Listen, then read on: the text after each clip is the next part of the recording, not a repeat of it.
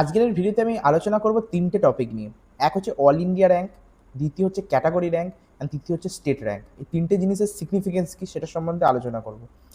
Counselling সিরিজের এটা আমাদের প্রথম ভিডিও হয়েছে। আমরা এই চ্যানেলে স্টার্ট করতে চলেছি ডিকোডিং কাউন্সেলিং সিরিজ, যেখানে আমি আলোচনা করব কাউন্সেলিংয়ের ছোট্ট, ছোট্ট কিছু ডিটেলস নিয়ে। তো অবশ্যই বলব ভিডিওটি শেষ পর্যন্ত দেখো। প্রথমবার কাউন্সেলিং করতে চলেছো তাদেরকে প্রত্যেকটা স্টেপে আমি তোমাদেরকে বোঝাচ্ছি। তো চ্যানেলটিকে সাবস্ক্রাইব অবশ্যই করো। তো দেখো, প্রথম হচ্ছে all India rank. All India র্যাঙ্কটা কি? নিটে 20 লাখ জন এক্সাম দিল, 20 লাখ জনের মধ্যে 50% জন কোয়ালিফাইড হলো। জেনারেলদের কথা বলছি, আমরা জেনারেলদের নিয়ে চলবো। তাহলে 50% স্টুডেন্ট রয়েছে যারা 20 লাখের মধ্যে 10 লাখ, তাহলে এই 10 লাখ জন হলো কোয়ালিফাইড স্টুডেন্ট। মানে এরা কিন্তু মানে ডক্টর হওয়ার জন্য এলিজিবল। তোমরা একটা জিনিস বোঝার চেষ্টা করো, ভিডিওটা একটু লম্বা হতে পারে, তো অবশ্যই তোমরা শেষ পর্যন্ত দেখো যারা প্রথমবার কাউন্সেলিং করতে চলেছো, যাতে এঙ্গেজমেন্ট বাড়ে এবং সবার পর্যন্ত ভিডিওটি পৌঁছয়। নাহলে বড় বড় ভিডিও বানাতে আমাদের কিন্তু অসুবিধা হয়। যাই হোক, তো দেখো 10 লাখ যে স্টুডেন্ট রয়েছে তারা কিন্তু কোয়ালিফাইড। এবার অনেকে বলে যে এটা কি কোয়ালিফাইং, মানে হচ্ছে যে 10 লাখ যে স্টুডেন্ট রয়েছে তারা কিন্তু ডক্টর হওয়ার জন্য এলিজিবল, মানে তাদের ক্ষমতা রয়েছে এবং তারা যেহেতু নিট ক্র্যাক করে ফেলেছে তাহলে কিন্তু তারা লিগালি ডক্টর হতে পারে। এবার কিন্তু তার সত্ত্বেও তোমরা দেখবে যে 1 লাখ পর্যন্ত কাট অফ যায়, 1 লাখ র্যাঙ্ক পর্যন্ত অল ইন্ডিয়া কাট অফ যায় কিছু ক্যাটাগরিতে, কিছু ক্যাটাগরিতে 25,000 পর্যন্ত যায়, 30,000 পর্যন্ত যায়। এটা কেন হয়? এটা হচ্ছে গভর্নমেন্ট সিটের জন্য।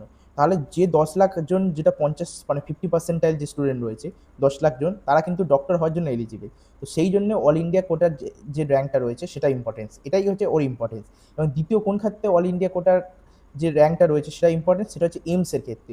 এইমস টেপস এসব জায়গায় কিন্তু অল ইন্ডিয়া কাউন্সিলিং যে সার্ভিসটা রয়েছে সেগুলো অল ইন্ডিয়া কোটার যে স্টুডেন্টরা রয়েছে, জেনারেল স্টুডেন্ট, তাদের কাছে এটা ইম্পর্টেন্ট রয়েছে। এবার দ্বিতীয় জিনিসটা আসছে category rank. What is category rank? Category rank mainly depend করে যারা ক্যাটাগরি স্টুডেন্ট রয়েছে তাদের জন্য। ফর এক্সাম্পল, জেনারেলদের বাদ দিয়ে বাদ বাকি সবার কিন্তু ক্যাটাগরি র্যাঙ্ক ইম্পর্টেন্ট। আমি ধরছি একটা ক্যাটাগরি র্যাঙ্ক এসসিদের নিয়ে, ধরো 700টা সিট রয়েছে এসসিদের। এবার এই যে 700টা সিট রয়েছে, তাহলে 700 জন এসসিরাই কিন্তু এই সিটটা পাবে। তাহলে এই যে 700 নাম্বার যে স্টুডেন্টটা রয়েছে তার যদি র্যাঙ্ক 1 লাখ আসে, তাহলে কিন্তু এসসিদের কাট অফ র্যাঙ্ক কিন্তু 1 লাখ হয়ে যাবে। কিন্তু যদি সেই 700 নম্বর যে স্টুডেন্টটা রয়েছে তার যদি র্যাঙ্ক আসে 2 লাখ, তাহলে কিন্তু এসসিদের কাট অফ চলে যাবে 2 লাখ। এবার যেই 2 লাখ যে আমরা মেনশন করছি, এটা কি অল ইন্ডিয়া কোটার যে র্যাঙ্কটা রয়েছে সেটা আমরা মেনশন করছি। অল ইন্ডিয়া ক্যাটাগরির যে র্যাঙ্কটা রয়েছে সেটা আমরা বারবার মেনশন করি যাতে আমাদের সুবিধা হয়, মানে প্রত্যেকটা জায়গায় বোঝার জন্য, কারণ প্রত্যেকবার তো আমরা ক্যাটাগরি র্যাঙ্ক দেখতে পারি না।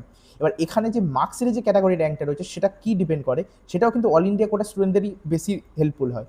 তার কারণে কিন্তু ক্যাটাগরি র্যাঙ্ক যেটা রয়েছে সেটা কিন্তু মেনলি ফোকাস করে না যে স্টেট কাউন্সিলিংয়ে যখন বসবে তুমি, তখন কিন্তু ওই যে ক্যাটাগরি র্যাঙ্কটা রয়েছে ওটারও কোনো মূল্য কিন্তু নেই। তাহলে যে 700 জন স্টুডেন্ট যদি এসসিদের অল ইন্ডিয়া কোটায় বলছি, যদি 700টা স্টুডেন্ট থাকে, তাহলে তাদের অল ইন্ডিয়া কোটাতে কিন্তু যে 700 পর্যন্ত স্টুডেন্ট রয়েছে সে পর্যন্ত চান্স পাবে ক্যাটাগরিতে। তাহলে এটা হলো ক্যাটাগরি র্যাঙ্ক। এবার আমরা আসছি state rank. What is state rank?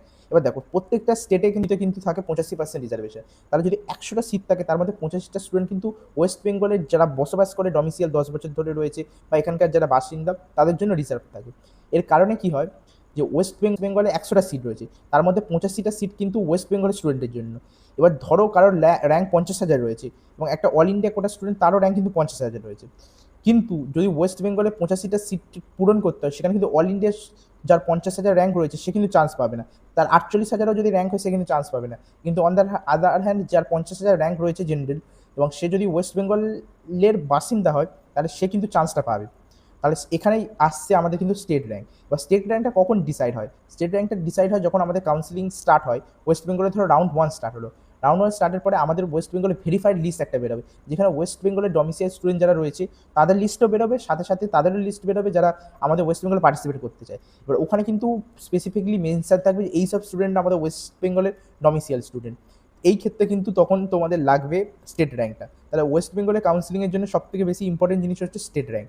এই যে স্টেট র্যাঙ্ক রয়েছে তার মধ্যেও কিন্তু অনেক ভ্যারাইটি রয়েছে, যেগুলো কি তার মধ্যে 3টে জিনিস রয়েছে। ধরো তোমার স্টেটের মধ্যেও ক্যাটাগরি র্যাঙ্ক থাকে। তো স্টেটে ধরো আমি ধরছি যে 500টা এসসিদের সিট রয়েছে, তাহলে 500টা যদি এসসিদের সিট হয় ওয়েস্ট বেঙ্গলের ক্ষেত্রে, তাহলে কিন্তু ওয়েস্ট বেঙ্গলের যাদের এসটি সার্টিফিকেট রয়েছে তারাই কিন্তু এই সিটগুলোর জন্য অ্যাপ্লিকেবল। এবার এই 500টা যদি এসটি স্টুডেন্ট, এটার ক্যাটাগরি র্যাঙ্ক, তাদের ক্যাটাগরি র্যাঙ্ক কিন্তু 10,000 পর্যন্ত চলে যেতে পারে। যে ক্যাটাগরি র্যাঙ্কের কথা বলছি আমি অল ইন্ডিয়ার কথা, মানে অল ইন্ডিয়ার যে ক্যাটাগরিটা র্যাঙ্কটা রয়েছে সেটা আলাদা, সেটা কিন্তু স্টেটের কাজে লাগবে না।